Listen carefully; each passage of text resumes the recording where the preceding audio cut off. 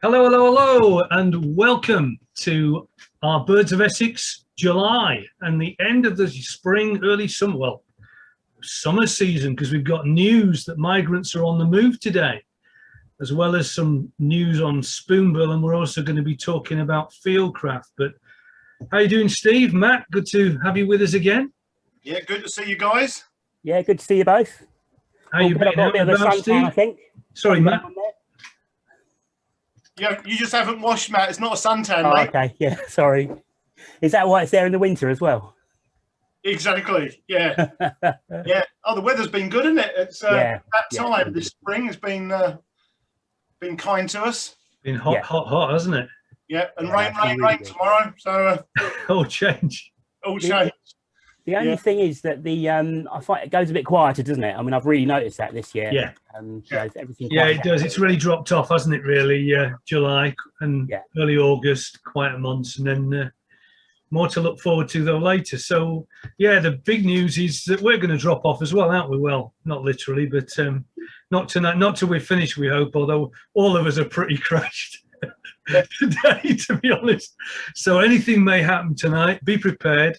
And but we're having a break. That's the big news. We'll tell you right from the outset for a month or so. But we'll give you more details. I can hear everyone go "Bye" already. Yeah. More cheers than the word cheers at the England final. Oh yeah, let's not talk about that. Anyway, photo competition, Matt. Yes. So basically, we're running the last photo comp of the season. And it's up on Twitter. Let me just see if I can get it working while I'm talking. And what we're going to do, we're actually going to change the format. So we're going to give it a break in August. And then from the 1st of September, basically, we're going to do a seasonal competition. I think once a month was a little bit too frequent for people to keep up with it. And it was also obviously a lot of administration as well. So we're going to run autumn, which will be from 1st of September to the end of November. We'll stop it, the actual submissions about halfway through. More details will be available later on, and then we'll vote on it as we have been doing, and the winner will be announced at the end of November. And if it's still popular, we'll do the same for winter, spring, summer, and then maybe we'll have a yearly like a one-off photo of the year again in the future if it's all still popular. So we've got the house Matt, sparrow. just before you go on, Matt, can people put house sparrow, yellowhammer, reed warbler in the chat? Whatever. I mean, if you put it in YouTube chat, if you want to vote on Twitter, you can still vote on Twitter for about another halh an hour. On Facebook too. Still put a vote in if you want to. You can even send an email to ebwsphotos@gmail.com. And if you really want to, you can even send a text to 07930 530044. That's 07930 530044. So the 4 photos this month, you've got house sparrow, tawny owl, yellowhammer, and reed warbler. Okay, so they're all on Twitter if you want to have a look. They're all on, there's a little picture of each on our homepage, and they're on the Facebook site as well. So yeah, good luck with that. Lovely. So it would be great to hear from you tonight. Just let us know what's happening in your neck of the woods, on your local patches, or where you've been. Last time we were talking about going away on trips, and maybe you've had a few days out or been to see some of the exotics. The only thing you mustn't do is, if anybody's been to see the albatross that none of us have, we don't want to know. Okay, we don't want to see your pictures. We don't want to know how amazing it is. And I do really. I so want to see that bird. But yeah, let us know that as well. But yeah, let us know what's about in your area, and any plans for how you plan to spend the summer too. So that will be via our EBWS tweets for Twitter, or that text number that Matt gave us. Yep. Or if you want to, you can just put a message in the YouTube chat. So if you're logged into your YouTube account via Google, just enter your message in chat, we'll pick it up. And Steve, people can send in messages on Facebook as well, can't they? Yeah, so can contact us on Facebook Messenger on the Essex Birdwatching Society page, or just send us a comment on the page and we'll pick that up this evening. So that would be great to hear from you. And again, particularly those of you that might be new members, just found us and joined us. We've got great news, actually. I think our membership's gone from in the 500s up to the 600s. So we've had the best part of 100 new members in the past few months through COVID. And thank you for that, for those of you that have joined. And if you haven't already subscribed to the YouTube channel and click the little bell icon to find out what and when we're doing stuff, then do so, because we're going to take a break, but we will kind of be back in the September, and that'll be a great way of finding out when we're on and what we're doing as well. Cool. So what's next, guys? Oh, what are we talking about? I was going to quickly say, if anybody watching is a new member, then obviously hello and thanks for joining us. Yeah, lovely as well. Yeah, that's cool. We just love to hear from you guys out there. You know, the last month there was like real good feedback, so yeah, keep it any coming. Questions, comments, anything at all, anything you want us to discuss, chat, answer, anything whatsoever. If you want me to make a horrendous mistake on the internet again and have horrible echoing in the background, I'm happy to do that anytime, not a problem. Any bird questions you want answered, I've got Google here ready to answer. Just next program, please, not this. Yeah. Good. Well, we've been out and about on our patches, haven't we? So we better kind of report what has been happening in our area. And would you believe it? I had the honour, the absolute honour, of a guest visit last Saturday to the patch. No more than our chair, our chairman, Jerry, came along, and it was good. We actually were looking at the area just regarding some future possibilities that we're hoping to share at a later point, some plans. But we had a good morning out for a few hours, walking around East Tilbury at Coalhouse Fort, along the seawall. Had a look at the new scrape. And would you believe that we were walking along the seawall, and I'd kind of, gone to an area where I was kind of going to look for a few little ring plovers, and I had a little shout behind me, Steve, hang on a minute. And he says, come back here, look at this. And lo and behold, Jerry was there, and this was the view. Hoping you can hear as well a little bit of the commentary. Turn your volume up if you can. Wow. Brilliant. Got a water rail there, an adult bird.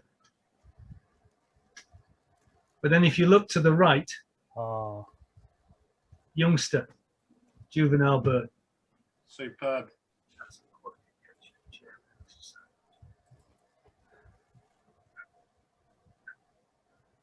Don't know whether you heard that, but I said that's a qualification of being the society chairman, to find birds like that mere mortals like me, like I do. Jerry said, "Oh, it's just a bit of luck." That juvenile's really smart, isn't it? Look at it. Isn't it? It's gorgeous, isn't it? I've never seen And there was this interaction continually going on. The adult was just pecking and preening a little bit and prompting it. It almost appeared that it was actually drawing it kind of away from the nest area and getting it to kind of fledge, as it were. That's what it appeared. And just to be there for that moment, how special is that, hey? Wow. Don't see that very often. I've never seen that before in my life. What else has been? No. Sorry, Matt. I'm speaking. Sorry, I was going to say I've never seen a dove. It's hard enough to see an adult. Yeah. I've never seen a young one. No, me too. Yeah, really, really special. So that was down at the seawall at East Tilbury, just looking from the seawall down. One of those moments. But more locally, let me see if I can set this up and share this. Go on. Can I just mention that in the chat we're getting people that say that they've been to see the albatross. So thanks. Just quickly replying. Yeah, we're jealous, I think, because none of us have managed to get up there yet. You just mentioned it was an escape or something, Matt. That's fine. Yeah. That will kill the conversation dead. Yeah, and just to kind of give some kind of competition to the albatross, this is kind of what I've been watching, but it is good to know the difference between a blackbird and a robin, isn't it, Matt?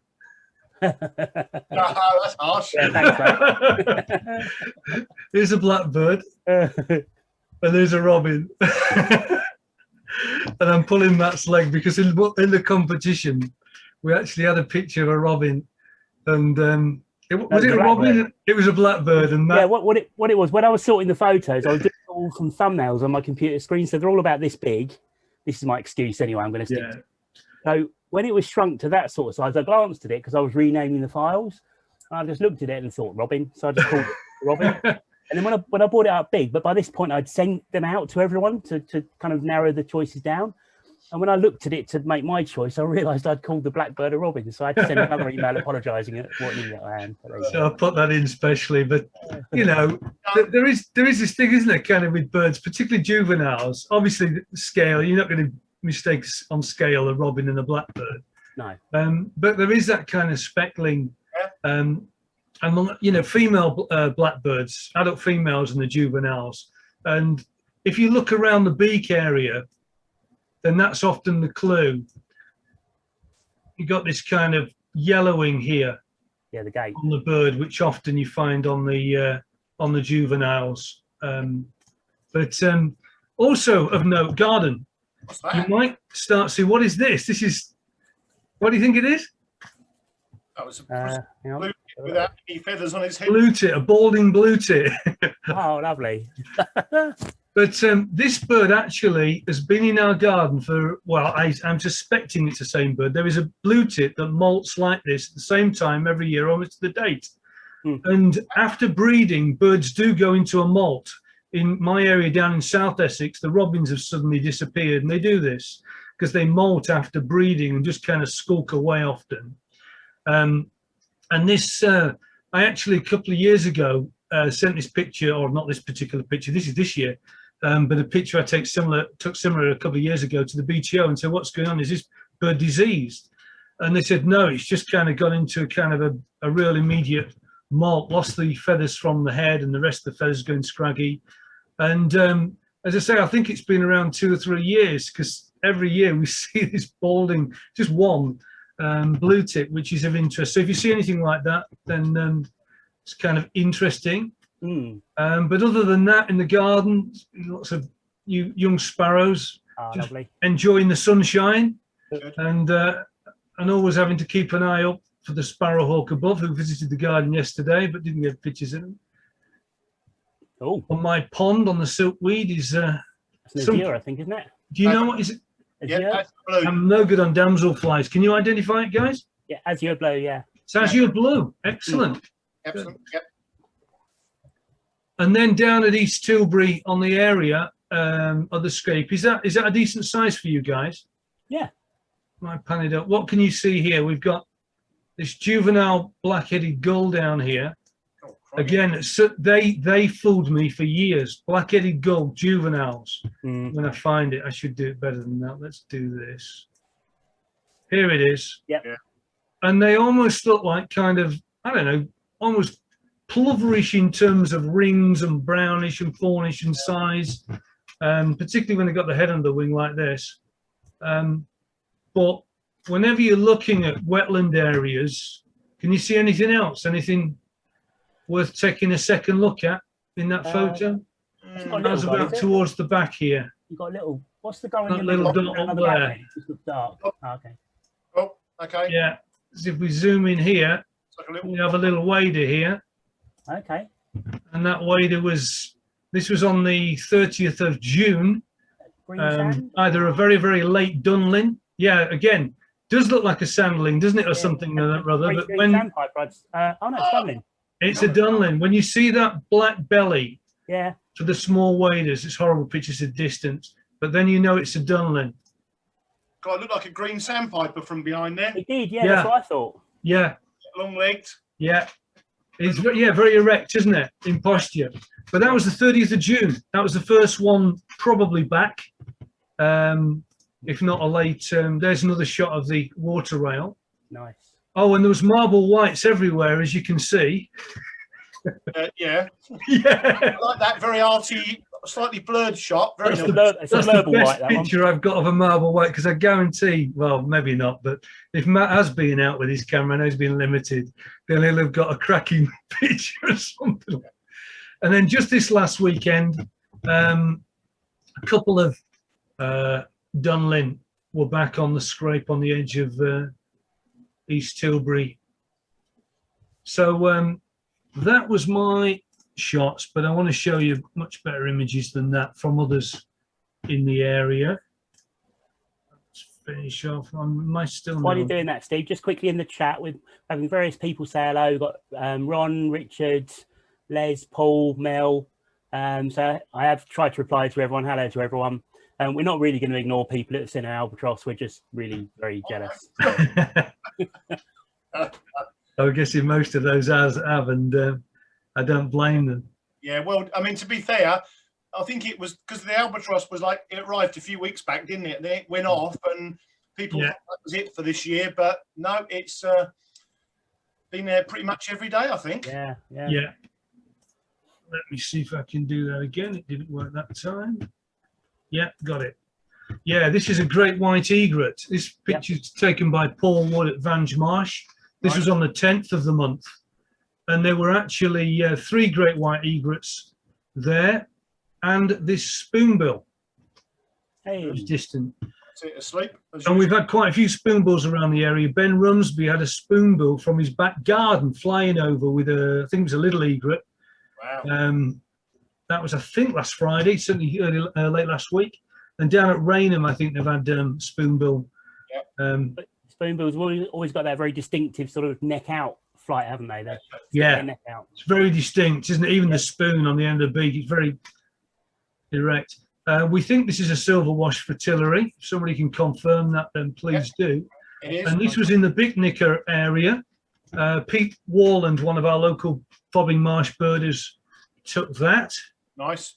And then, while some people were dedicated to the football, others of us were actually out listening, oiling our eyes at squeaky gates. And Nick Lane managed to stumble across one evening, not just one, not just 2, but actually 3. There were 3 juvenile altogether as a family, well, little lovely. peer group. In the south of the county. Long-eared owls have been doing quite well, haven't they, in the county this year? They certainly seem to do. There's been a survey going on, hasn't it, in one area of the county, and certainly well into double figures have been found across a kind of an area, but just a handful of birders. I know 2 of the guys. I don't know them. I know one of them, but another chap as well. I don't know how many in the small network, but they've basically covered an area. And if you do want to try and see a long-eared owl, now's the time. It's getting late in the season, but you need to be out 9 o'clock time and in the first few hours of dark, listening for the youngster's call, which does sound like a squeaky great. It's very distinct. Have you got the sound, Matt? I can see you going for something. Fabulous.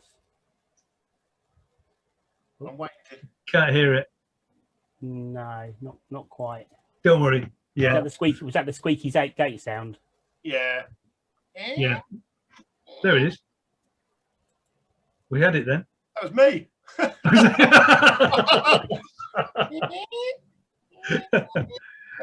See if I can find it later. We're really good. We're on top form tonight. Yeah.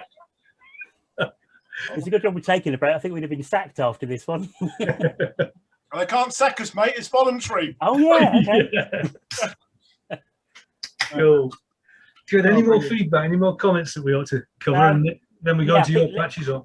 Leslie said he was really looking forward to the show, and then his relatives had turned up. So I've just put, bye, Les. So he might have to get us on catch up. He put his relatives on mute and watch us. Yeah. We've got Neil. Neil Sumner has said it's July and there's a kind of hush. Only song is from a thrush.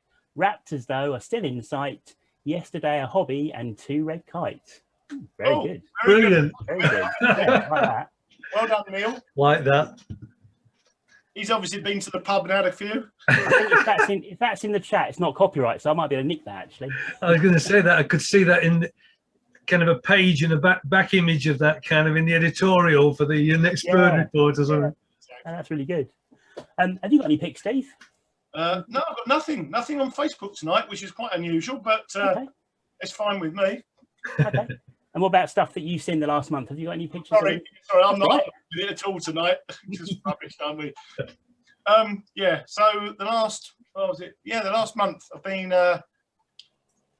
pretty much working. I have done some local trips up to the north of the county, which I'll just try and share some pictures. So this was taken. Let me just make it a bit bigger. Wow.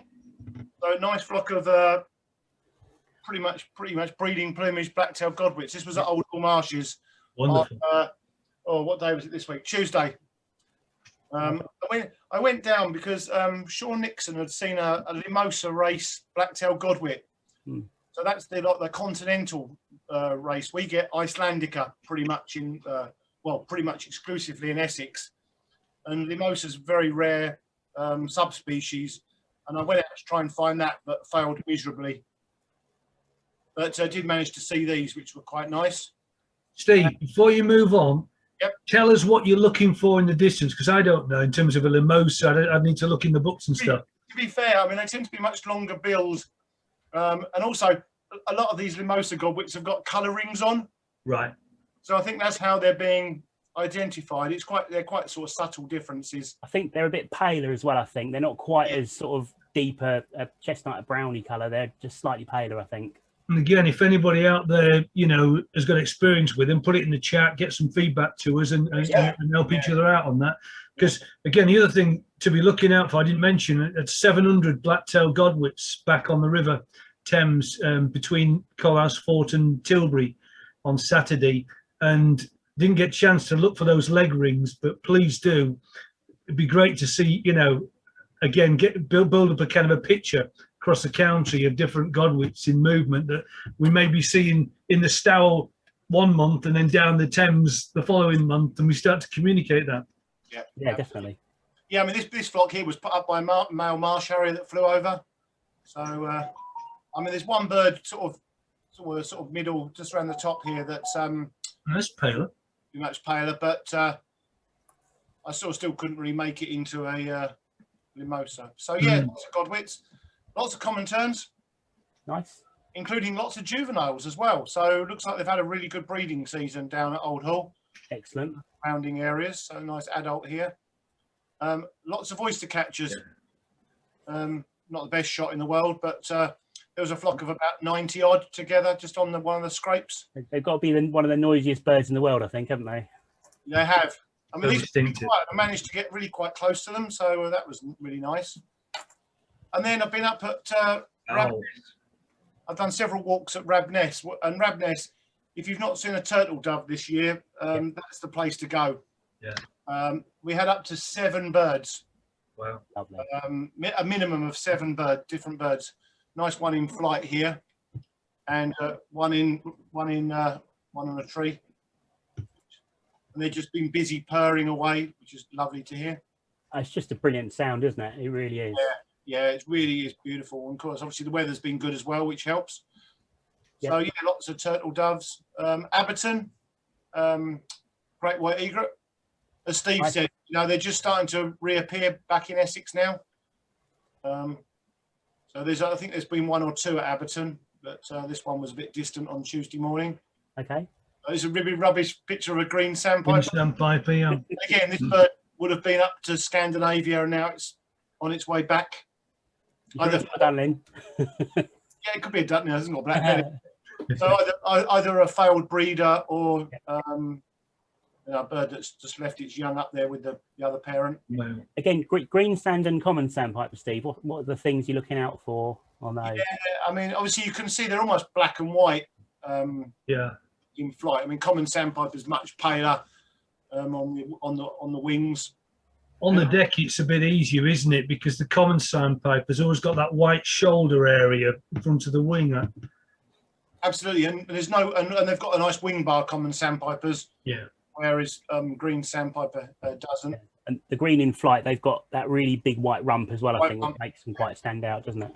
I'd say that green sandpiper is a good call to remember because you will hear them frequently, and they always call when they go up. And you know, yeah. So that was nice. Yeah, and one or two of those around Old Hall, and common sandpipers as well. Good old little egret. Lovely. Hey. This is not birds, but southern migrant hawker. Southern migrant hawker. Managed to capture that in flight, which was quite Nice. Nice, well done. Yeah, it's worth looking out for these if anyone's into dragonflies. Where did you see that, Steve? That was at Old Hall Marshes.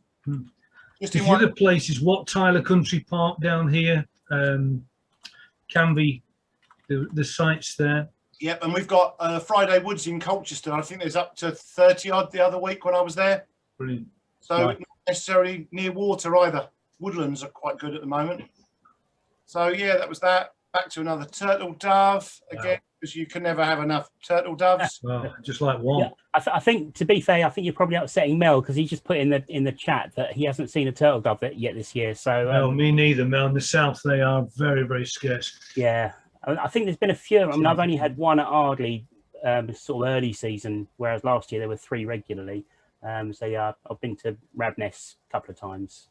Yeah, so really nice. And then I was at Abberton on Tuesday morning and found this breeding plumage cattle egret, which was quite nice. Fantastic. And then another 4. It's the most rubbish photograph. I was on the wrong settings, but yeah, 4 other birds. And then there was another bird that was a juvenile, which may well have bred locally. Did they just sort of all drop in at once? They just appeared. They didn't come in from a distance. They just literally came over the top of the trees from behind. Yep. Stayed there for about 30 seconds, and then they flew off, all 5 of them. Wow. To the south, and I lost. Yep. They were like little specks in the sky. Good grief. And then this bird appeared from the same direction behind the trees again, like half an hour later. So at least 6 birds. Wow. Okay. So that was quite nice. Mm. And then a yellowhammer at Rabness. Oh, lovely. Yeah. Which is nice. And yeah, that's me. That's my month. Yeah. How about you then, Matt? Yeah, I'll rattle through a few picks quickly, and then I think we need to talk about some of the fab birds that have been seen around the county. Yeah, bird of the month. Interesting, definitely, yeah. And our special guest. So, can we see that? Oh, nice. Right. Yeah. So I've kind of been out and about really this month. So personally, this is. So I've had a couple of days at Minsmere at the beginning and end of the month. I've obviously done a bit of birding on Ardley, my local patch, and I think the only other place I've really been is down to Abberton a couple of times as well. So beginning of the month, Minsmere, managed to get a half decent-ish shot of Dartford Warbler, which was quite nice. Pleased with that. Obviously, you can't go to Minsmere without taking a picture of an avocet, of course. That's lovely. So they're always good to see as well. Let me just move my mouse pointer. There we go. And then back to Abberton, I was at work, and it came onto one of the WhatsApp groups that I think was it Sean Nixon found this. I'm not sure, or Daryl Rhymes. Daryl Rhymes, yeah. Daryl, okay. So if he's watching, well done, Daryl. Great find. Yeah. Oh, what a cracker. This Great. bird's been kind of. I don't think is it still there, Steve? No, I don't think it's been seen for about 10 days or so. Okay, but it hung around for a good sort of week or two, didn't it? Yeah, yeah. Sometimes I saw it was miles away. Well, to be honest with you, I went down the first night because I've never seen a breeding plumage redneck grebe. And when I got to the causeway, it was about 8 o'clock and it was a bit overcast. So not the greatest picture, obviously, but it was fairly close in and it was really nice to be able to sort of see it through the scope. And the colours are just, it's a beautiful bird, really beautiful bird. And then it kind of swam near to a great crested grebe. So I got a nice contrast, slightly blurry foreground picture of the redneck, but it's interesting the profile because there's not a massive difference in the size, but you can just see that the redneck just looks that much more chunky, I think, and obviously a different colour to it as well. So yeah, really nice. Compact, isn't it? And of course, you can't be at Abberton without looking at the ruddy shell duck. So it's a very elusive bird, as you can see. I didn't manage to get too close to it. Back to Ardley, yellowhammer in the sun, which was really, that's only the second time I think I've seen one there this year. And you'd think with the amount of farmland that's around the reservoir there, you'd have more of them. But yeah, I think it's just a bird that generally is in a little bit of a decline locally, isn't it? Unfortunately. Yeah. And fabulously, the great crested greaves to the north of the reservoir, they had this nest earlier in the season and it failed. It kind of slipped into the water. So they've rebuilt it, and you can see they've rebuilt it, you know, to a much higher level, and it looks a lot firmer. And there's eggs in there as well for definite, because I was there a couple of days ago and both adults were in the water. And there was at least 2 eggs that I could see. So fingers crossed, we might get some more little humbugs at Ardley, which would be nice. Yeah, brilliant. Excellent. And then I was pleased to get another common sand at Ardley. So actually going back to what Steve was saying, you can see on this one, you've got the shoulder patch, you know, the sort of white patch just under the shoulder there. I think the only other bird that looks a bit like this is the spotted sandpiper. That's right. I might be wrong on that, but I think that's the closest anyway. Yeah, spot on.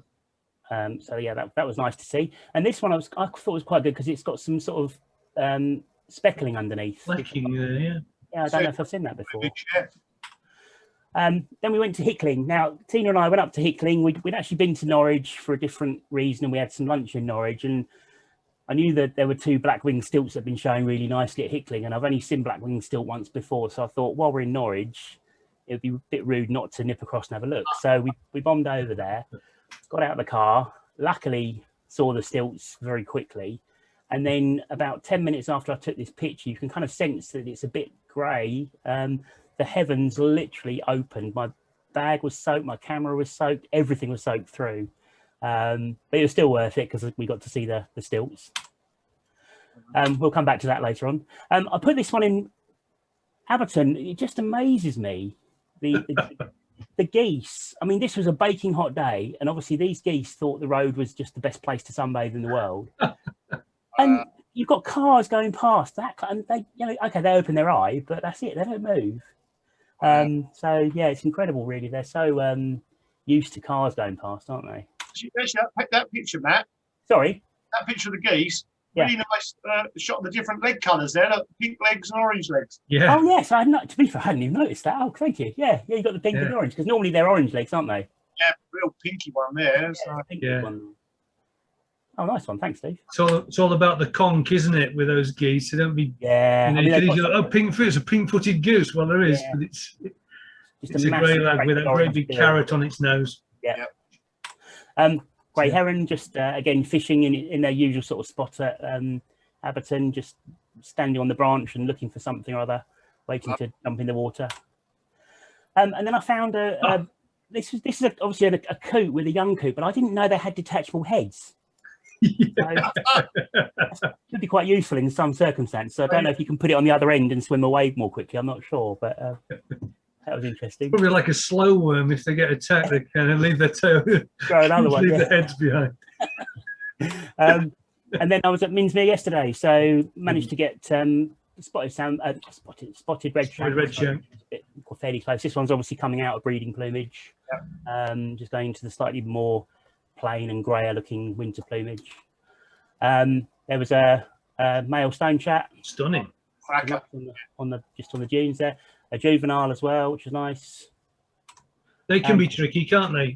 For yeah, you know, I mean, beginner birders. Was this brown thing? Yeah. Yeah, and they can look like a robin because they're very closely related to robins, aren't they? So they've got that kind of a robin-y look, but yeah, they're really, really nice. And they just you hang around long enough, though. Usually, there's an adult that will be around somewhere, isn't there? Kind of in the area that will tip you off. It's a stone jet. And then this is what I went to see yesterday, and this is the best picture I could get. The heat haze was absolutely terrible. Wow. But this bird in the middle, so you've got Dunlin either side, and then this bird is the white rumped sandpiper, which is one of those birds that there was about 300 odd Dunlin there. So trying to scan through when they're all moving around and going in and out of sight was really tricky. But when you get your eye in and you notice this bird, it does look different. It's a lot paler and it's a lot more attenuated at the back, much longer wings, and just a little tiny bit smaller. Yeah, I've never seen one before, so I was pleased with that. Am I right? They're an American bird, Steve? Yeah, North American. Yeah. North American. Yeah. Really quickly. Sorry, I was going to say wasn't there a Western sandpiper today reported somewhere in Norfolk? I haven't seen that. Oh, no, I haven't Check seen today. that. I think I read it somewhere tonight when I got home. So Okay. I need to subscribe to my RBA again, really. I kind of stopped during the pandemic and haven't got around to renewing it yet. So need to do that, really. But yeah, butterflies as well. So I've had some butterflies this month. So meadow brown, I think that's a male with the orange on the hind wing. A ringlet, nice. which is quite sweet. This one's a gatekeeper. So I sometimes get confused between this and meadow brown, but they're just more orangey, and on the underwing they have these white spots that meadow brown don't have. They have the 2 spots, don't they, in the black? Yeah, Yeah, and not- just 2 on white the lower spots wing in the as well black spot. there. Oh, White letter hair Oh, streak. white leather hair streak. Lovely. I've only Yeah. ever seen one of those. There was about an area at Aberton. I think there was at least 10 or so on the That's day that I went, and amazing. they were all just just feeding and really lovely to watch. cracking shot. And then that's His Royal Highness. That's the best Purple shot I managed to Emperor. get because they were up high. But Yeah. Purple Emperor, again at Aberton. It's been good. It's been a good summer for Purple Emperors. Yeah, there's been quite a lot. I think there's a lot of people out there looking for them actually, which is really good. So anyone that is, well done. Yeah, And in South Paul Wood saw one in Langdon Hills. The Langdon Hills Nature Reserve has them. Okay. Jury's out on this. I mean, I thought this was a ruddy darter when I first looked in my book. yeah, Yeah, We need an ordinata expert. yeah. yeah. It looked quite big though when I saw it, because ruddy darters are quite small. But I can't think of what else it could be. So if anyone knows, It's not a common dart as the other option. But I'd like to have seen a side view of that. But yeah, because you can't see if it's got the panel on it or not. no, Okay, so if anyone's got any ideas, let us know. I was pleased to find a Willow Emerald at Ardley, which I was really pleased about. So that's quite pleasing. And then you got black-tailed skimmer. Just had to there's a little story with this. I had to lay on my belly to get this picture. And then when I stood up, I was kind of near the edge of the water and at an angle. So as I stood up, the hood came off my camera lens, and I looked around to pick it up and couldn't see it, and it rolled into the reservoir and was slowly sinking. So I had to retrieve it really quickly. I think that's a female brown hawker. Brown hawker. Yeah, correct. Yeah. And then I think this is a southern southern hawker. Southern migrant. Yeah. Is it a southern migrant or a southern? No, I think it's a southern migrant. Okay, cool. And I think that's about it really, apart from a little 4-spot chaser that was happy to pose for the camera when I asked it to smile. So there you go. This weather's been amazing for that dragonflies and butterflies. Yeah. Yeah. I mean, I've been down to Surrey the last 2 days looking at dragonflies and butterflies and stuff, and yeah, the weather's been amazing. We've had skippers in the garden, which is a first small skipper. And You think because we've had so much poor weather, and then all of a sudden the heat comes out and everything just like everything just goes for it, doesn't it? Kind of emerges, pupates, and wham. Yeah.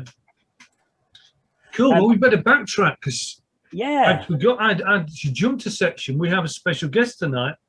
And we have really, really special news as well that we did kind of. Let's hope he's not gone to sleep. Tease a little bit, yeah. So Steve needs to bring our guest in. In now, here he comes. He's still there and not gone home. Sorry, Andrew. You had to endure that last 10 minutes while you unmute. Jumping out the window. There we go. It was probably 25 minutes, but I lost track of time altogether. So this is Andrew Ducat, and he is our webmaster at the Essex Birdwatching Society, and does a great job. We couldn't have done the Big County Birdwatch without him because he put all of the resource in to actually capture all the data and then process it. In fact, we couldn't even do sightings. He's done an immense job over numerous years in a very, very tedious situation for the society as it inherited the running of a website suddenly through no fault of the person before, but done a great job. How you doing, Andrew? I'm fine, thank you. Oh, Okay. sounding a bit like a Dalek there. Yeah, I'm not sure your internet's fine. It's probably fed up of waiting for us. But let's see how we go. If it's a problem, I have to kind of log you back in on and off again. That might clear the buffers, so to speak. But the news is that we have a new website about to launch. And do you want to speak a little bit about that, Andrew? See how the sound is? I mean, it's been long overdue an upgrade. We I have to. Yeah. We might have to try again. I don't know if you want to log back in, Andrew, because you do sound a little bit like a Dalek, literally. So We'll come back to you. Yeah. Why don't we have an update on feedback, guys, if there is any? yeah. So While Andrew logs out, Les Malloy said he comes was at back Things in. to Do yesterday for look the out for him on the web. so I may have missed him. I'm sure he was there when I was there. Who was that, Matt? That was Les Malloy. Oh, Les. And he dipped Rosie for the third time. So I dipped them for a second time. I'm just putting that in the chat. So I've not seen Rosie turn either. And that's the second time I've been to Mingsmere trying to get them and wasn't able to. And Richard Chew says the Western Sandpiper was reported today at RSPB Snettisham in with a Dunlin flock. Excellent. Thanks, Richard. Brilliant. Yeah, thank you. I saw it mentioned briefly when I got home tonight. So, Okay. and I've had a couple of messages. One from Heather Short to say that she saw a couple of southern migrant hawkers on the river at the toll booth yesterday. Nice. So, mind you, she probably had a few by then, but never mind. That's not. And they live in Colchester, and they've only got 2 swift nests in their road this year, and there's usually at least 6. So, it looks like I'm pleased she's commented on Swifts, because we had some fascinating news on the IO groups that we have. If you don't know, we have like a network email account called IO groups. Details are on the website that you can join, become part of that network and get kind of each other's sightings and stuff like that. And John Sotheby, who's one of our senior birders and has been running the Bradwell Bird Observer, involved in that for many, many years, had a swift nest box, I think, that he put up. He had swifts originally nesting in his roof area at his home, but then work was undertaken, I believe, and the kind of cracks and area where the birds entered were sealed, but they put up a nest box the following year, I believe, which swifts didn't return. They actually, when you have these swift boxes, often you're encouraged to actually play with a little speaker the sound of calling, screaming swifts to attract them in. I believe John did that for at least a year, if not maybe 2, with no interest from swifts, but some sparrows moved in. But just, I believe it was yesterday, in the last few days, he saw swifts screaming low over the garden and going up to the nest box and holding on the nest box. He quickly went out and had a look. And as he did, the swifts, which he reckoned were immature birds, and he knows his birds, John, were actually removing the house sparrow young, hatched young, wow, from the box. And they did it once. One sparrow dropped to the ground, and then they flew off, came round, and I don't know if it was the same bird or another bird, hung on to the area where the box was in the crack, pulled out another young house sparrow, and yeah, then I think they went into the box in the process and cleared them out. Now there's some debate on the groups, on the group internet, because somebody else, I can't remember who it was, has actually, I think, had that experience or some similar experience of swifts arriving now and actually breeding and actually not fledging through till the end of September. Because often we had 30 swifts over our house yesterday, and that kind of generally is an indication that they're moving off from where we see less and less of them. But yeah, fascinating behavior by these swifts. And I was thinking I almost replied, I wonder whether in those circumstances, because I think John Smart, who's our expert on swifts and working with councils and developments in putting in these swift nest boxes, we're hoping to maybe kind of have John kind of give us some more feedback at some point from the swift activity this year.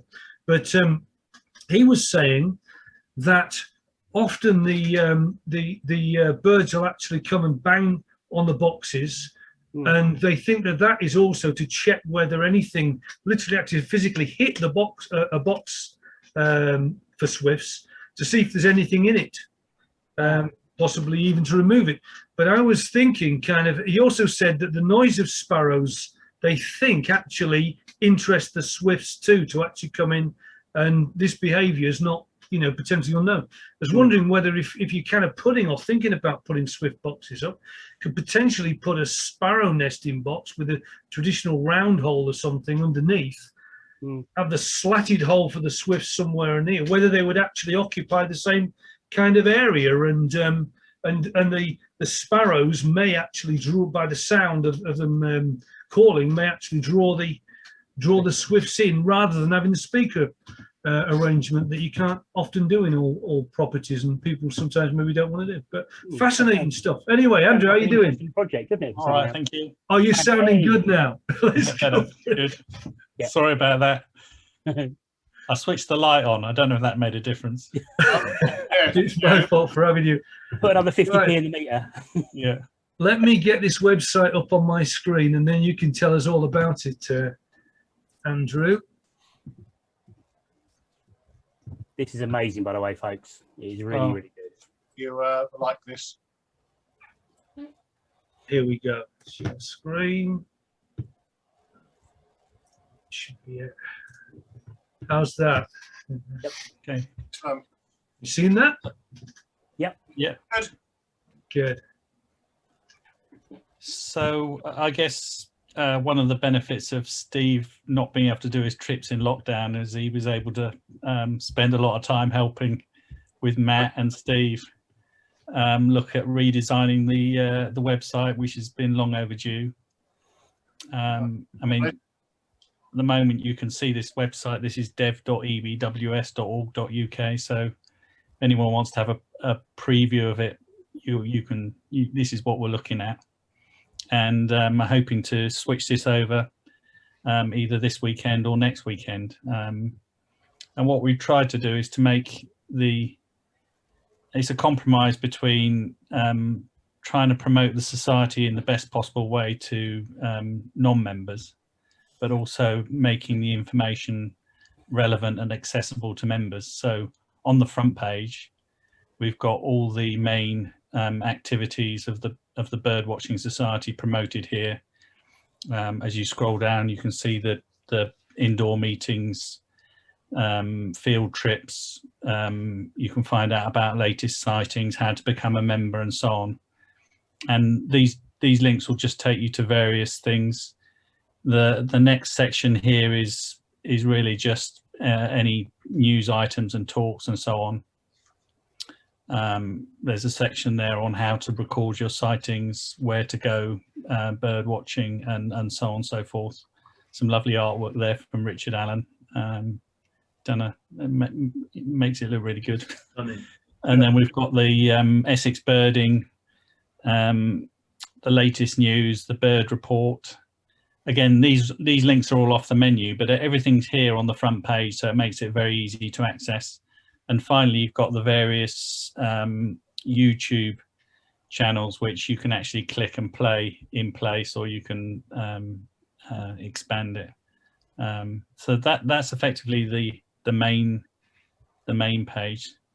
If you and there's just so we, I mean, you can see this is very different to the current page. So we have put a bit of thought into redesigning it. Up the top here, you've got little binoculars. Click the binoculars. Yeah, I love this. And this Don't miss the binoculars. Look at that. That just gives you a summary of the latest sightings that have been seen.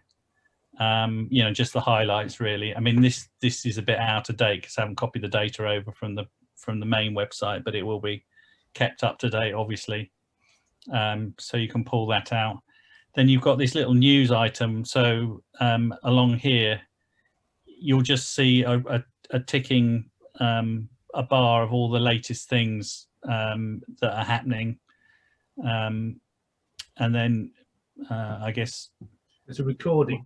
if you want to go to the bird recording and look at what the county map, maybe you go down to the county map. Here you've got the basically this is just a sort of a geographical thing of sightings. The green ones are like the common sightings. If you hover over those, you'll just see what's been recorded in these different places, and then the orange ones are more scarce. Raven. Yeah, and then if there are any red ones, they would be like description species and so on. But again, at the moment, that's a bit sparsely populated because I'm not updating this on a regular basis. But that's great. If you zoom in a bit, you should actually see the grid references for all the named locations, and you can hover over those so you can see all the grid references that have named locations in the county. So these are, you know, well or common bird watching areas that people report from, aren't they? And yeah, with names attached, Bowers Marshes and RSPB Reserve. And as you know, we use 1 kilometre squares. So, I mean, there's lots of places that don't have these 1 kilometre squares. And one of the things we've tried to do with the sightings is when people make their recordings, if they want to set up their own patch and have a kilometre square that's not defined here, you can set that up now. So it's there are a few things that we've done in the recording aspect to make things like that a little bit easier. Where do you want to go next? Where do you want to show us? Can I just interrupt and just say I think that the overall presentation of this is, I think to me, this is what's so appealing. It's just very clean, neat. I've had a play with the dev site, and some of the features on there are going to be superb in terms of being able to look up the history of sites and you know what's been seen where. It's just a lot more user friendly than our current site, I think. Yeah, and I mean, I'd like to thank everybody that, you know, put their sightings on the website, because it's you know, I mean, I think it's incredibly important. I mean, I know people put their sightings on BirdTrack and eBird as well, and maybe one of the things that's been raised is, well, if I put my sightings on BirdTrack, then I don't really want to put them on here because then it's all duplicated. But we've now added a feature that says actually when you record them on our website, you can say whether you've entered them elsewhere, which will really help the recorder, because one of the big problems that he has is basically filtering out duplicates. But now, you know, if you use BirdTrack and eBird, then that's fantastic, and that's obviously fantastic for the society. But you can also put them on here as well, and it won't cause any problems from a bird recorder's perspective. And I guess the one thing about putting them on here is that then people can see what's been seen. And I know a lot of people, when I look at the statistics of the current website, it's the news page. Everyone's looking at seeing what's been seen. So it's quite interesting to see, you know, what pages get used, and maybe it'll be interesting to see when this goes live as to what's being used. The other thing, Andrew, to come in there is the site links, particularly unless people don't want it to, they can deny it access, but it will link to the IO groups network that I mentioned before. Yeah. Whereby that data will be fed to people's email live, won't it, when they put their sighting here? Yeah. So I mean, I've done it so that when you record a sighting, you can choose whether you want the email to go out. The one caveat to that is if you record something that's like a description species, then the email goes out, because it doesn't seem fair that you should be recording things on this website and people not knowing. So I think people generally want to know about the rarer birds, but you know, if you feel you don't want to put your sightings on here because you're not seeing anything particularly special and you don't want people to be emailed, then that's absolutely fine. You can still put your sightings on here and not have to worry about that. So, you know, again, it's really, I mean, I know different people put different things on there. Some people just put highlights and some people are more thorough. And I really just wanted to make it as easy for people to use as possible, you know, and not have to feel that they didn't want to use it for whatever reason. But looks amazing. Sorry, just cutting in there, Andrew. I've just put in the chat on YouTube. I put the web address, which is literally just dev.ebws.org.uk. If you type that into your address bar, you can look at it at home. And additionally, I've just popped on there, you know, we said before we started tonight, Andrew said, yeah, if you want to play with the new site, obviously we've done as much testing as possible, but the more people that look at this dev site. If you do find any issues that you think are issues, or if you just got any feedback, I'm sure Andrew would appreciate it. So I'll put an email address. It's the normal info.ebws email address, and I'll make sure that Andrew gets those messages. And I mean, certainly, I would say that if for those people that do put their sightings on the website currently, if you have any issues, or you can think of anything to make it better or easier, then please let me know. You can send me an email. I mean, if you at the top here, you can see an email icon. You can click that icon, and that will take you to a contact page. And that actually now you can choose whether you want to send your email to the society, the county recorder, or to me.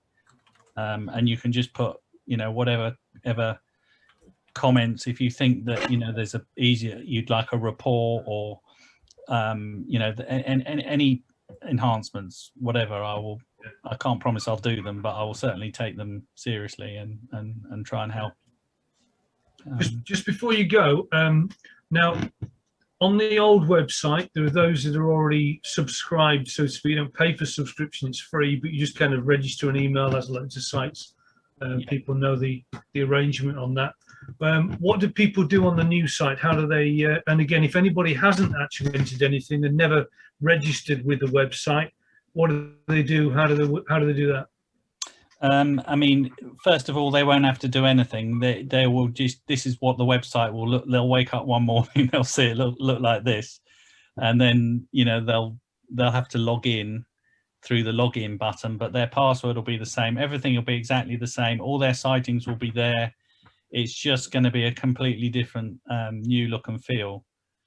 And for a new person that hasn't recorded before, doesn't have a login, how do they get that? Because this is membership, isn't it? Join up here. Yeah, so join is obviously joining the society. Log in. I mean, I think if you click it, it says if you've got a password. If you haven't, oh, okay. So that is that's a feature that needs to be added. We need a way of allowing people to basically to register for a new account, which you can do on the current website. Yeah, this is for the mailing list, isn't it? Yeah.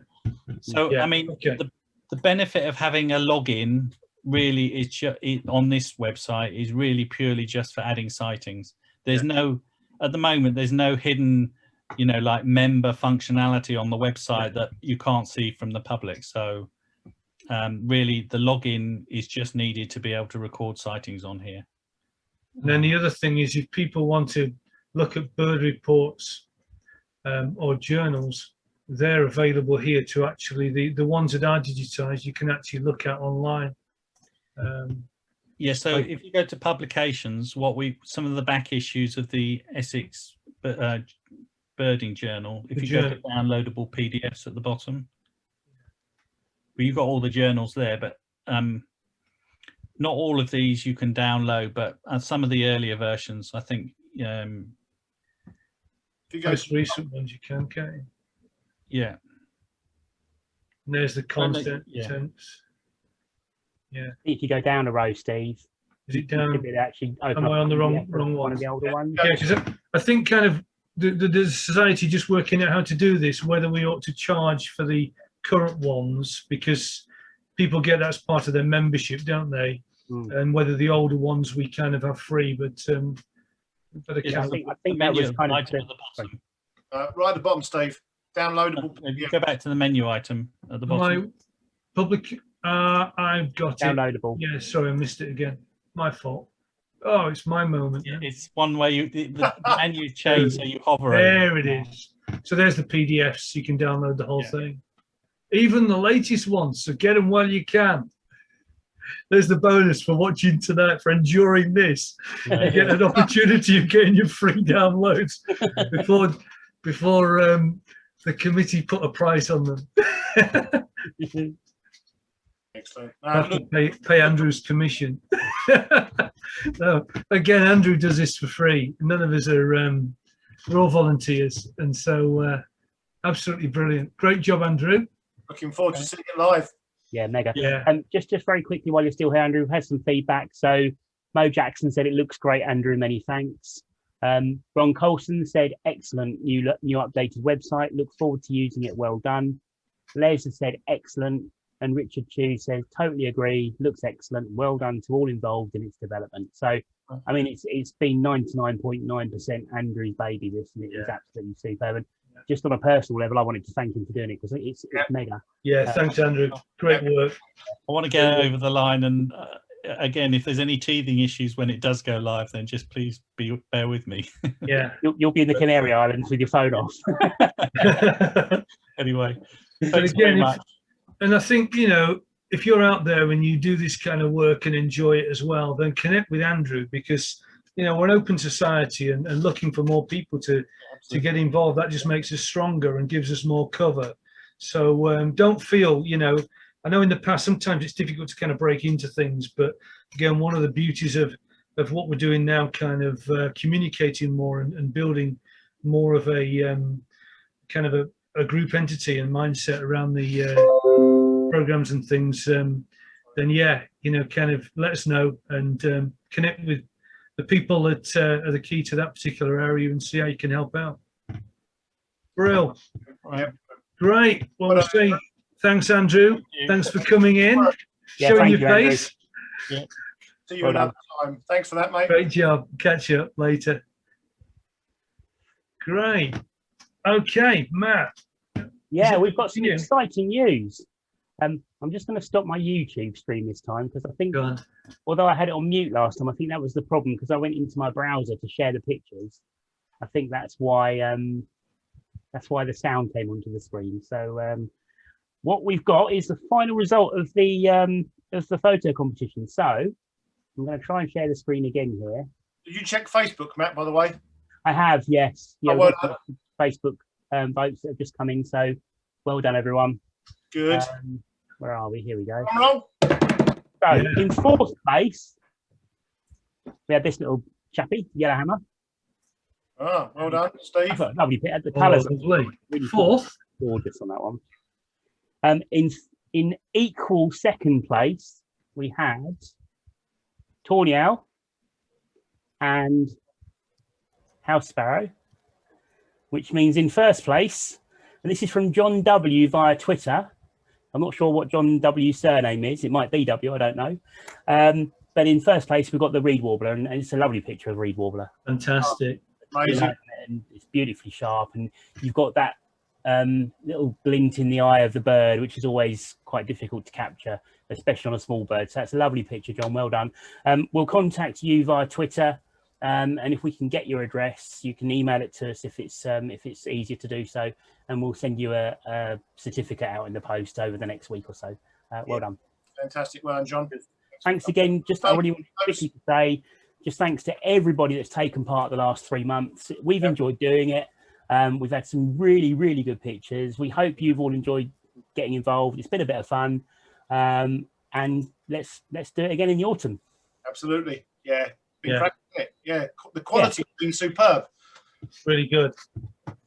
Really, really good. Can we talk about bee eaters quickly? Yeah, can do bird of the month. They're very colourful. Yeah. Well, what were we saying with bird of the month? I mean, obviously we've got Sean's Limosa Godwit, which is really quite rare in Essex, isn't it? Yeah, very rare. So technically, that probably is the bird of the month in terms of rarity. We've had the 9 bee eaters.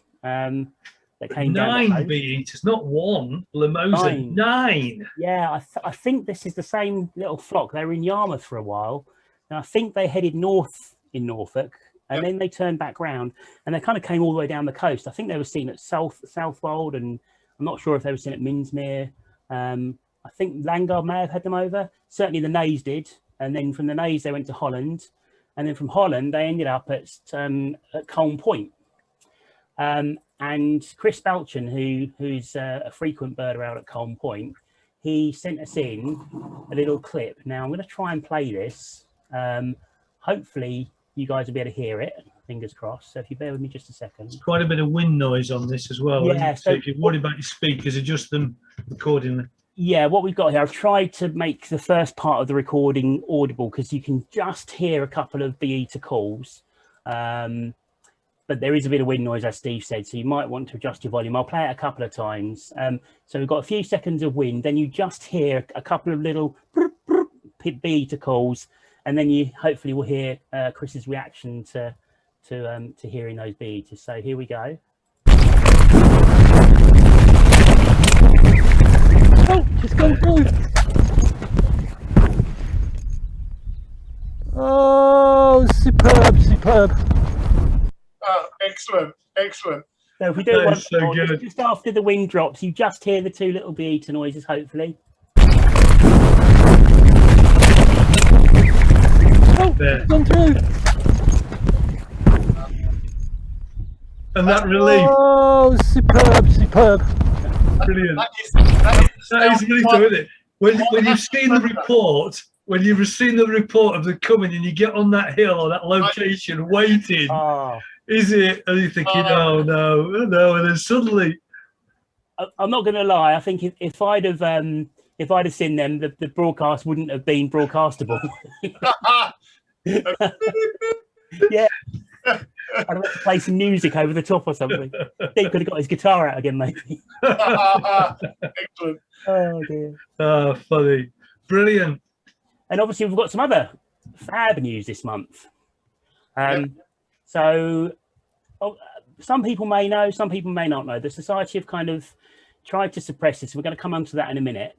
But about a month or so, maybe just over that now, I'm not sure. These little chappies were spotted. I don't know if, can you see that? Yep, looking good. So you've got a pair of spoonbills. I think 3 birds were seen to start with, 2 adults and a juvenile. And the juvenile soon disappeared, and the adults were kind of regularly seen in the nest site where the heronry and egrets nest. And as you can see, I mean, this is a little clip that I took just of the 2 mutually preening, Bonding, aren't they? nest building. And there was, definite signs that something was happening, something exciting was happening. So other folks have been keeping a look on it. And I don't know if you've got the picture, Steve. That I will do when I'll let you. Let me just stop sharing. Hold on. There we go. Now, I think in the last meeting when we were discussing this off air, Steve said, "No, it's not going to happen. No. I think they're just playing at it. They're on and off." And yeah, I thought they were just a bit late in the season, but yeah. What do we know? And then here we go. Oh.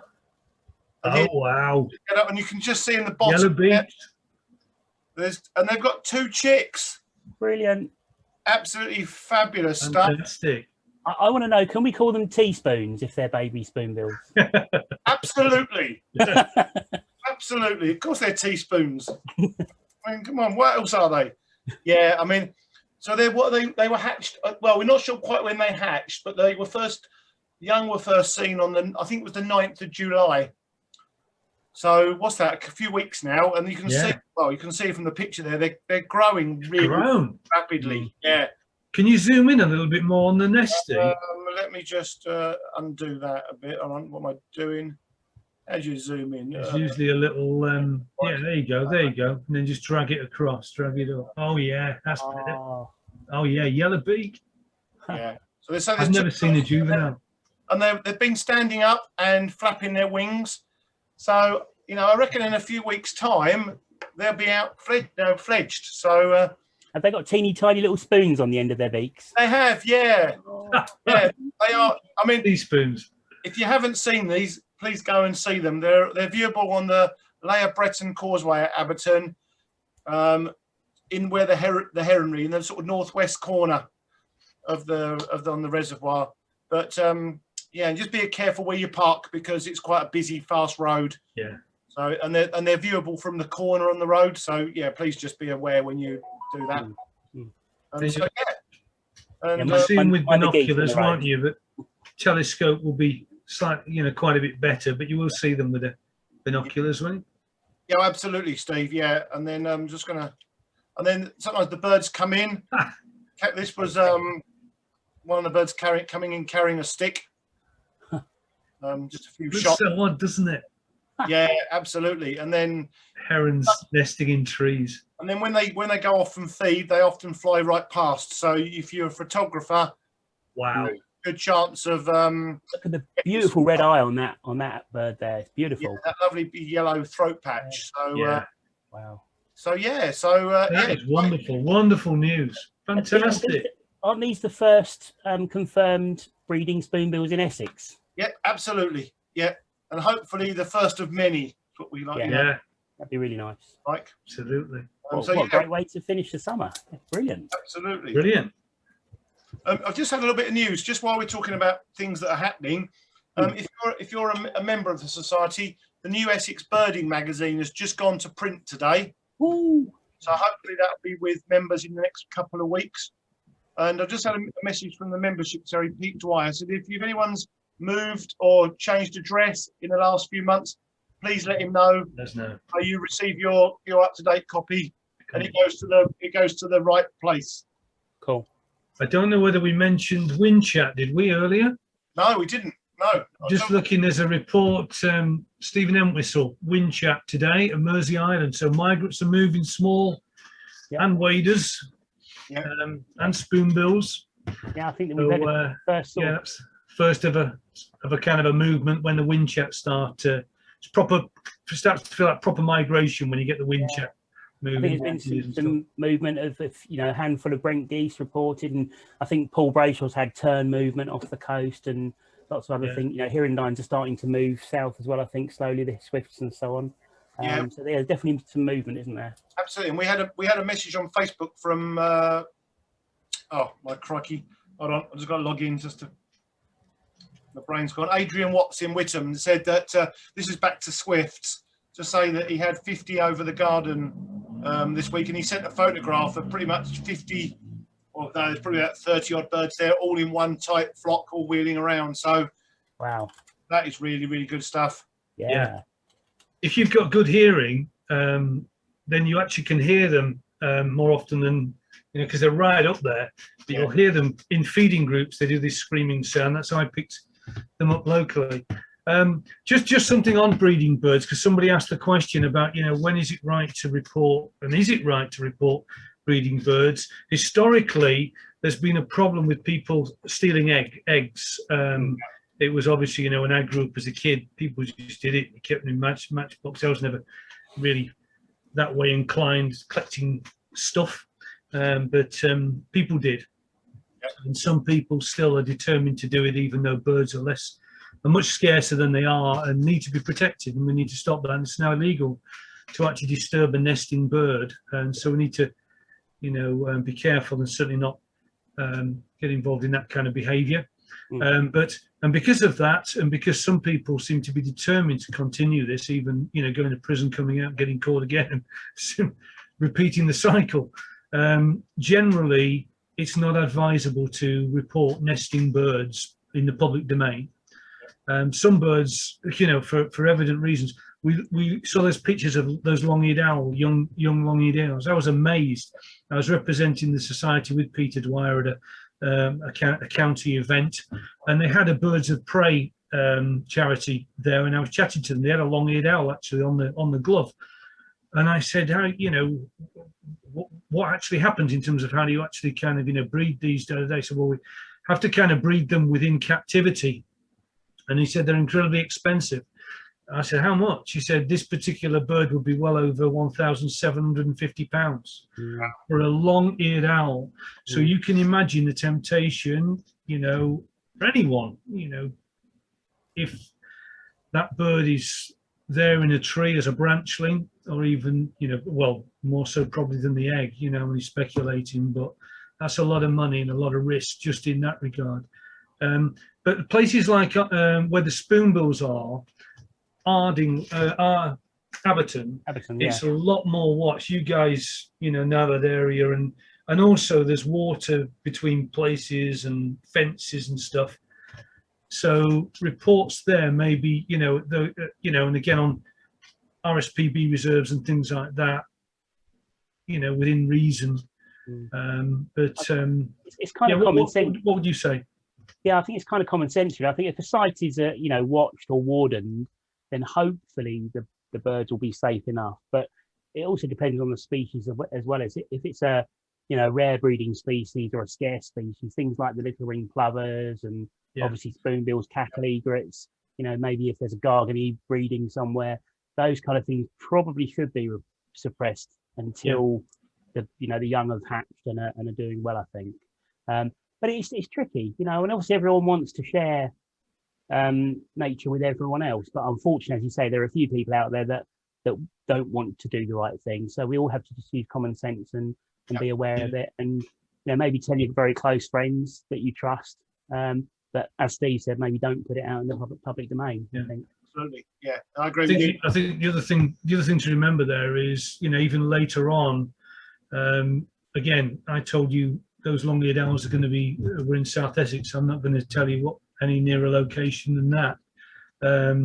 But go out and find your own, and then keep that secret and enjoy that little confidence in yourself by hearing those squeaky gates. But because if you do kind of say, well, we had such and such breeding at this particular place, then potentially that's going to happen next year as well. So you still can be putting out, and these days you don't have to do a search of the internet, and you control years of history if you're inclined to actually go and misdemean in that way. So just be wise. And the other thing as well is if anyone does see anything happening that looks untoward, whether it be related to birds, hair coursing, just trespassing in areas of SSI areas or areas where people shouldn't be, and then you can report it to the police. I can't remember, what's the number to call? There's a special number for wildlife crime. I think I can't remember what it is off the top of my head. Sorry. Is it 111? And then you ask for the rural crime team. I think it is. Yeah. The rural crime team, and also disturbance in areas, jet skis and things like that, as we come into the summer around areas where birds are shorebirds are breeding, little terns and the likes. And I know that the Essex team, particularly, they've got a team of young police officers that are involved with the wildlife protection, and I think they're very enthusiastic and very keen to educate people. It's not so much about telling people off, because that doesn't really work. It's educating. It's saying, look, you shouldn't be doing this, and this is the reason why. This is the effect you're going to have on the wildlife. And then if you kind of get people involved with what wildlife is there, and most people do respect wildlife. Most people are interested. And I remember at Ipswich when the peregrines bred for the first time a few years ago, and I spent most of the time after work outside the train station with a flask of coffee on my scope, looking at the top of a block of flats. And I think everyone thought I was up to no good. But the amount of people that stopped and said, "What are you doing?" And I told them, and the reaction was always, "Oh, wow, can I have a look?"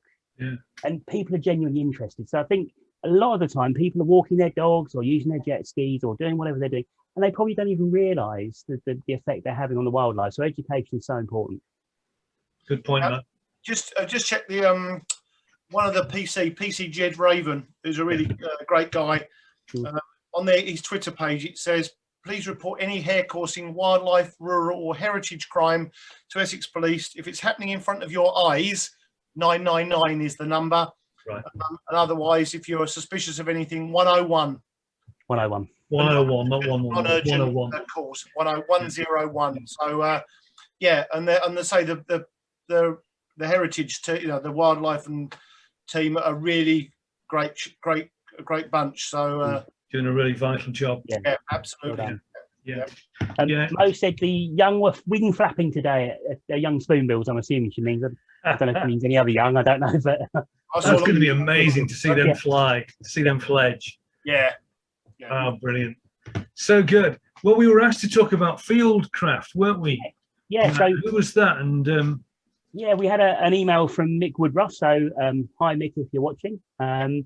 And he asked about, well, first of all, he asked about summer clothes and summer clothing for birding. So I just wanted to know, guys, do you wear clothes when you're out birding in the summer, or do we go out natural? How do we do it? I think Steve likes to get back to nature, but I do, especially in one's garden. I don't know. You've got fair skin, Steve. Be careful. We've just lost all our viewers now. Yeah, they're all gone. Yeah, that's it. Everyone's gone. Good night. Sorry, guys. I think the two things kind of link together. So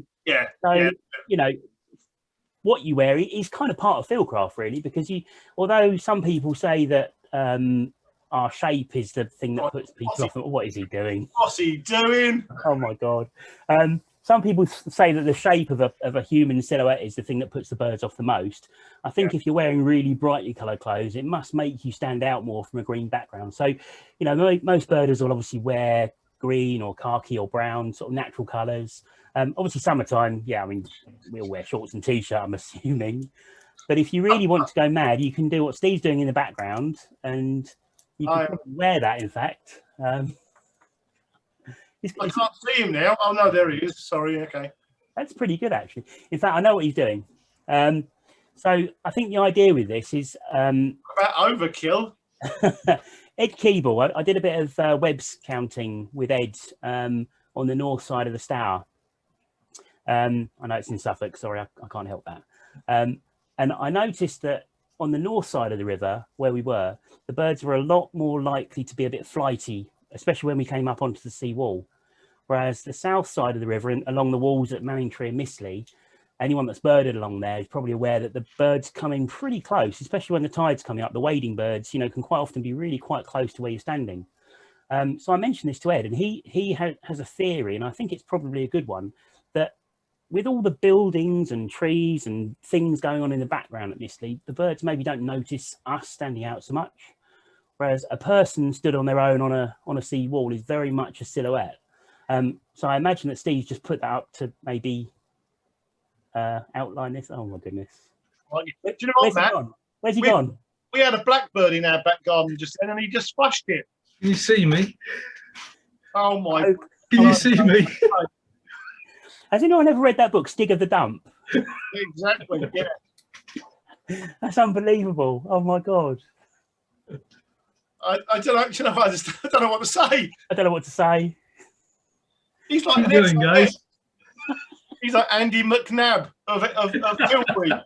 I think everyone's in shock. I couldn't resist. Oh yeah, hang on a minute. Les Malloy says, "Is Steve getting ready for the zombie apocalypse?" I think actually he is the zombie apocalypse. That's more like.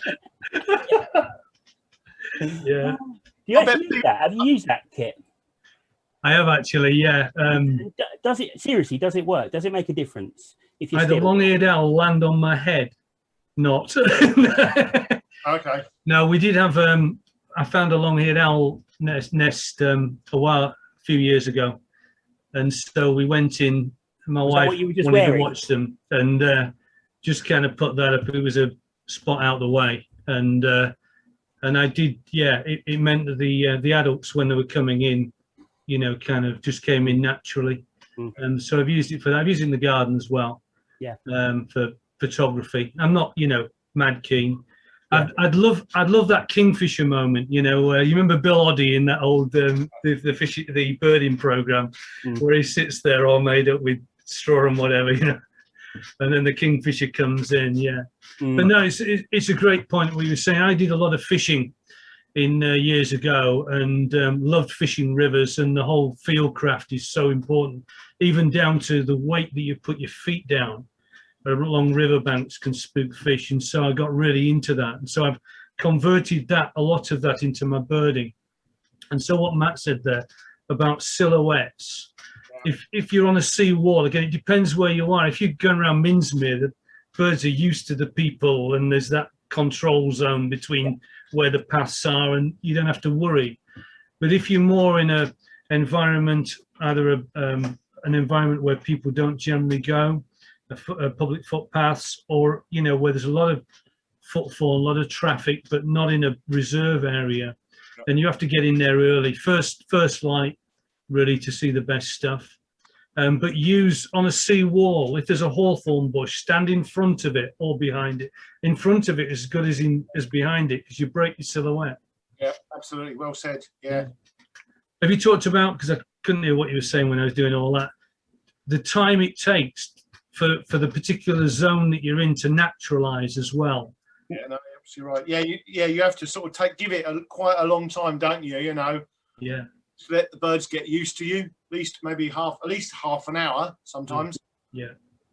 And I quite particularly a place like woodland, I would say that's the case. You go in a woodland, you can almost, I don't know if it's like for you, but I can see the back of birds in front of me, just getting out of the way, you know, as you walk into a woodland. You hear the calls and they're always distant. So you just, you know, again, I bet everybody's just sat down for a picnic somewhere and then suddenly notice a while later, oh, there's a bird there, or, you know, and they do kind of tend to come back. You have to just sit still or stand still. I use green shirts, a hat with a peak to mask my face. And again, if I'm trying to photograph something, I often use little finger mittens as well, because I think your hands are like they are now, just kind of flashy, you know, your binoculars, you're flashing every time you put your voice there. It's gone. It's there, it's gone. You know? Yeah, absolutely.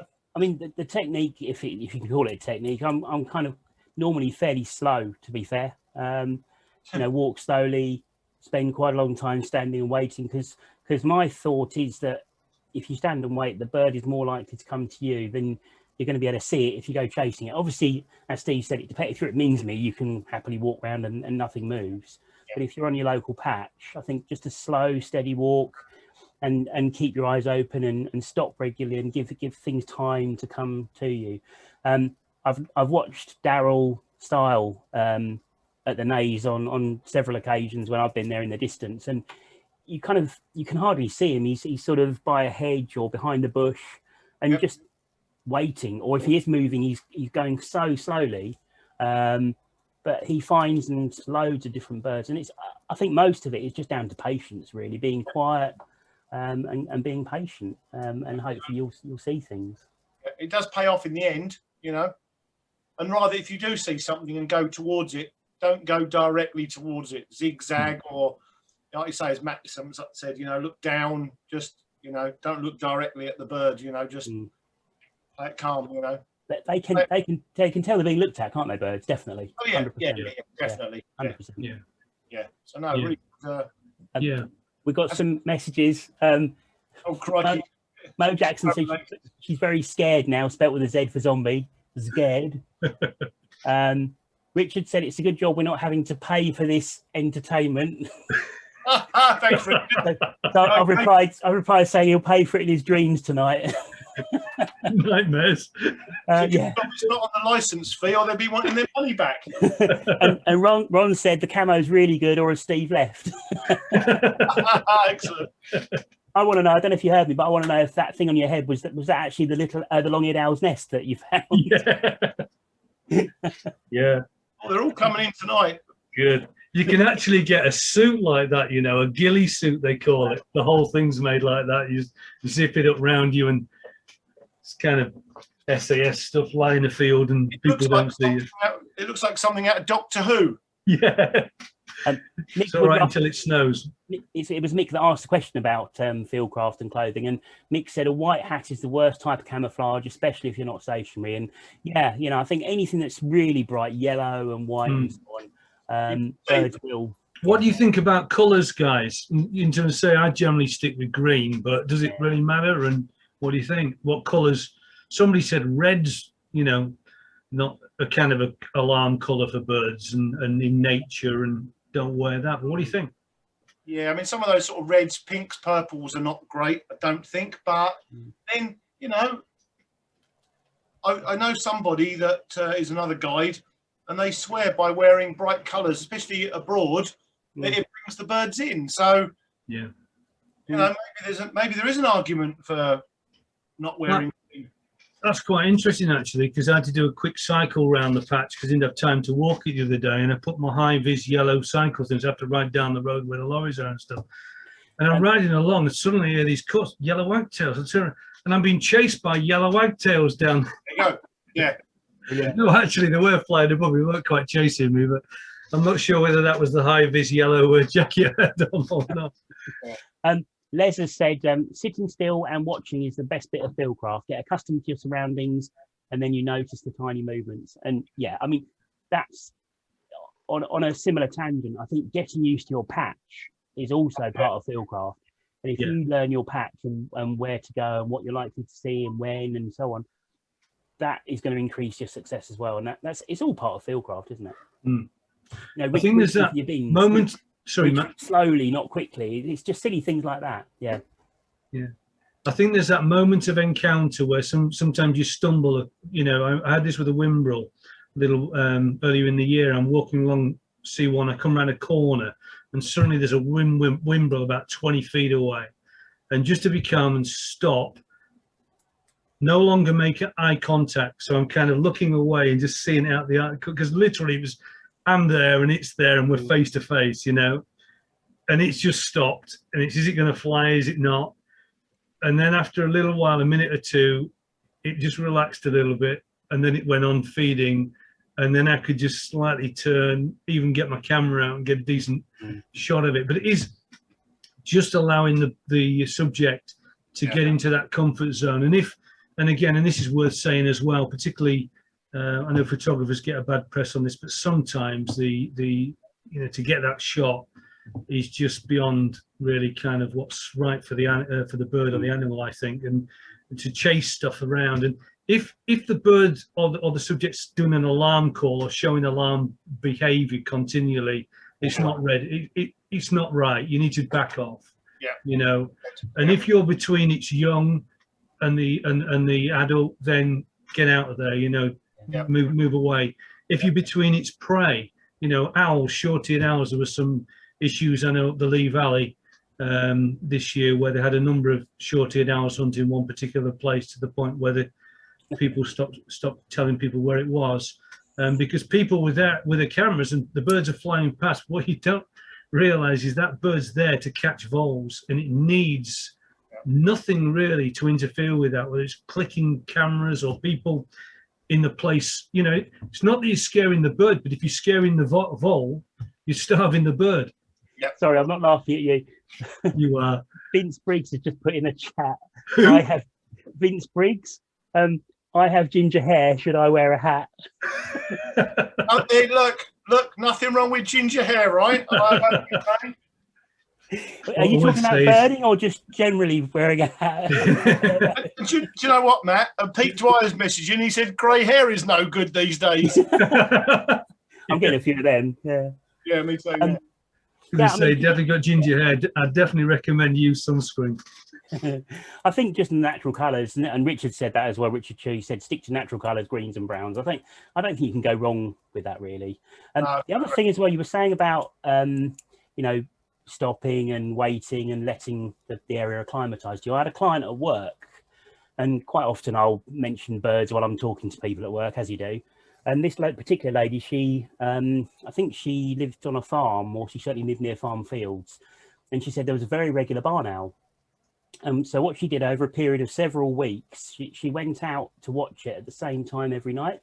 And to start with, the barn owl would sort of see her veer off and go right down the bottom of the field. But I think it gradually accepted that she was part of the surroundings and not a threat. Because she said over a period of several weeks, it came closer and closer until it was actually literally flying right past her. So birds do learn, and I think they learn if you're not a threat, if you're not going to be, you know, pointing big things at them that look scary, then hopefully they'll kind of let you watch them in peace. Fingers crossed. Absolutely. Yeah, I mean, there was Simon King. There was a TV program a few months back, and he said if you go out to see this, you know, say you're looking at the barn owl, you make like the same whistling noise or a noise. The bird gets used to that noise and knows it's you. Oh, okay. And it gets to the movement. So yeah, interesting.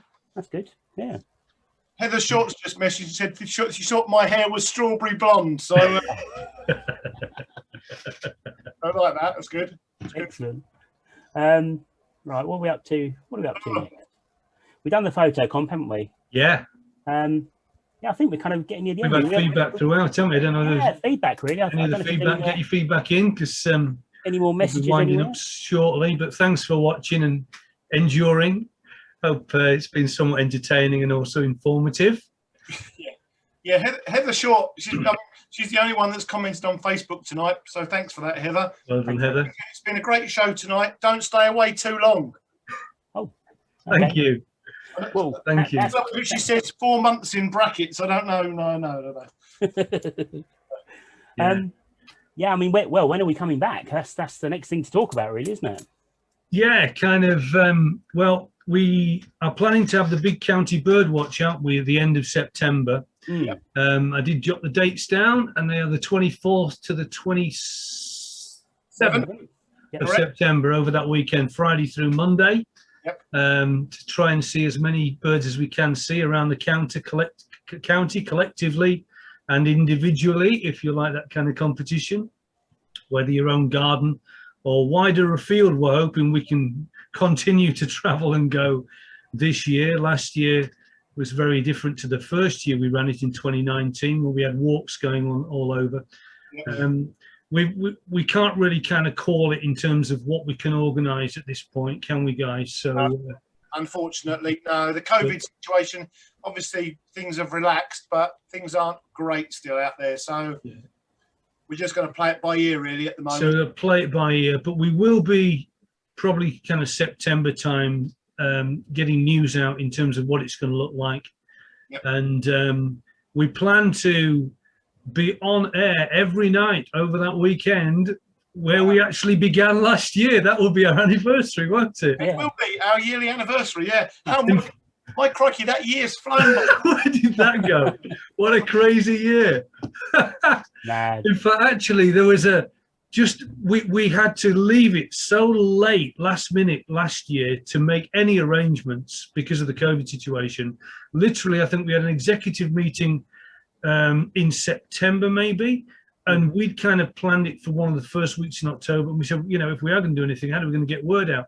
And we just had this idea, let's do a video, throw it up on YouTube, put it around social media about what we're doing, what we can do in terms of really kind of staying local and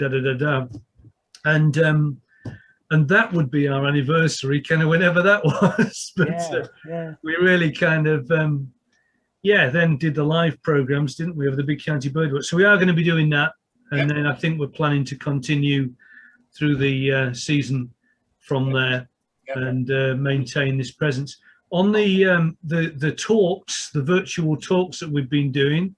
All being well, they're going back into the building at Chelmsford, and we're looking at kind of the balance of that, whether we can do some online and how that works, because there's all kinds of parameters, whether it's getting speakers in and whether we can have remote speakers presenting in-house and online.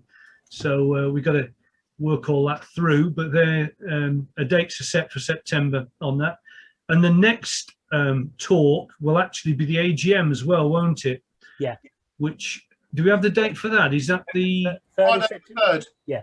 Friday the 3rd of September. Okay, and I had a message from Jerry. Those of you that are members about the AGM, some important news. Apparently, the chairman has been politically incorrect, as vice chairman. So we're looking for a new chair and a new vice. Excellent. So I think that's one of the things that's going to be voted on. It's not the people, it's the name, but there'll be the other things as well. So there's definitely going to be a vote on a chair and a vice. So that's just before the talk, isn't it, Steve? Yeah. The AGM comes first. But if you can attend that, please do, and show your support. But and also maybe some walks planned where you make your own way to the location. I don't know whether we've got any dates set for those yet, but we'll give that info out. I think there's a pull out in the is there one on the Naze? I think there's a pull out in Essex birding that's going to be coming out over the next few days. There's a little fixture list in there with all the upcoming talks, details on the AGM as well. And as Steve said, what we're hopefully going to do, probably sort of late August, early September, we'll put on the website and social media, if we feel we can do any guided walks for the Big County Birdwatch, we'll put the information out then. I think the plan that we had was, yes, we're going to do them, but over the last week, the figures are kind of doing this, and we're just genuinely not sure what to do. So at the moment, if we can sort of hold this space, and we'll come back to you in a month or so and confirm. Well said.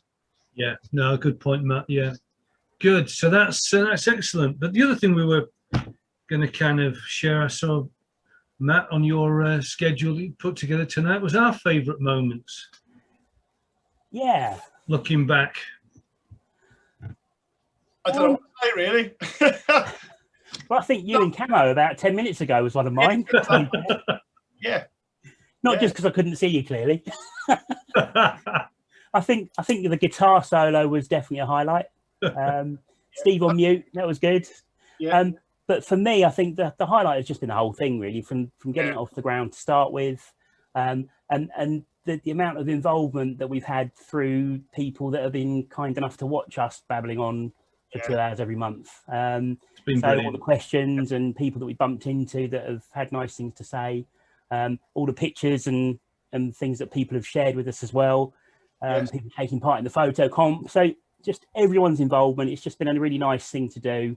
I think we've all enjoyed it. I certainly have. Yeah, I can't agree more. Kind of for me, Matt on Steve. chat, and Steve on mute. Oh, that's awful. That's me without a beard. Oh my god. Matt's on chat. Look at that. That's shocking. hilarious. It's like, That's brilliant.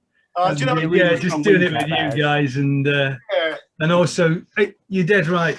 You know, it just feels like there's been a community built up around this and the feedback that we've been receiving from you guys to know that what we've been doing is kind of answering questions and topical, and your input as well, correcting us and informing us. That's really what it's been about. It's been so good to in such crazy circumstances of us really needing to do something. We felt something really good has come out of it, and and a new website. So definitely get on that dev website. Do you remember the was it EBS? Dev.ebs? I'll put it in the chat further up, but it's dev.ebws.org.uk. I'll put it in there again. What about you, Steve? Have you got any? No, same as you guys. I mean, we've had, when we started doing this, who knew that a year later we'd be like still doing it? And the people obviously, well, we hope are enjoying what we're doing. Yeah. We have great fun producing these. Yeah. And we have, and so we've had some lovely feedback, haven't we? I mean, it's just been, and you know what? As long as we all have a laugh, it's not too serious. Yeah. That's what I like. Yeah. And that's it. We've got some more feedback in the YouTube chat. So I've got a name for you, Steve. Malachi Taylor. Hi, Malachi. Hi, Malachi. How you doing? Hi, Malachi. Nice to see you. Nice to hear from you, mate. He said, can't wait for autumn and winter at my local nature reserve. We get a pair of Russian white fronts in the fields. Last year we had 4 or 5. That's good. Something to look forward to. Oh, yeah. And Richard said, many thanks, Matt and both Steves. Appreciate all your efforts over the last few months. Come back soon. So yeah, thanks very much. Appreciate that. Thank you. Malachi again, I love each season for birds. Here are some examples. Spring cuckoos at his local park. And the highlights, last year he had 6 males fly over all at once chasing a female. Oh, brilliant. Wow. Brilliant. Yeah. Sounds like a night down at Clacton on a Saturday, I think. Summer, butterflies at his local park. Some species are common blue, painted lady, red admiral, brimstone, and others. And then I don't know if we're going to have autumn coming up or not. That might be something he'll pop on there in a minute. Vincent said thank you. Les said the boys done good. I assume he's talking about us, not the England football team. Yeah. Well, yeah. Moa said thanks everyone. See you soon. And Ron has said, well done, guys. Great evening. Great information as always. So, yeah, it's really nice to have the feedback. Seriously, thank you. Thanks. Thank you, everybody. Yeah. Steve Wilkinson on Facebook says, really appreciate all your time and effort in putting together a very enjoyable monthly update. Well done and look forward to the next one. So, thanks, Steve. Lovely. Thank you. Good. I'm sorry you didn't win the photo comp, Steve. I voted for the Yellowhammer. That's my favourite. Yeah. Probably shouldn't say that, but there you go. That was really. It's been great fun. Yeah, been great fun. Yeah, been really good. I won't know what to do with myself next month. I do. I'm going to be on Skocum Island. Wow. Yeah. Managed to get, well, at the moment we have. I hope it doesn't get cancelled again. But whatever you're doing during the summer, if you are getting away or staying home, good birding to everybody and have a great summer. Stay safe. Yep. And be wise in it all. And thanks again. Thanks for being part of the community.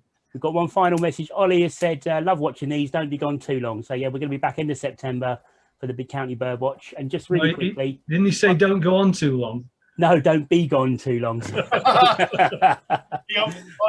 sussed us. And just a quick one. Steve Grimwade always makes me laugh because obviously, as everyone knows, he's got his own company, Swallow Birding. Very good. Well worth a look at the website. when he has the occasional day off, I've spoken to him and said, "What are you doing tomorrow?" He said, "I've got a day off." What are you going to do? Might go birding. And that just always makes me laugh. It's fantastic. So, even when he's working, when he's not working, he doesn't stop working. Do you know what? Just being out watching wildlife is so good. Yeah. You know, and if you're new to the hobby, just get out as much as you can. It's a brilliant hobby. Yeah. It's great. So yeah, have a great summer, guys. Yeah, have a good summer. Yeah, look after yourself. Stay See you safe. in the autumn. Yeah, See you guys. See you later. Take Bye. care. See you. Done well.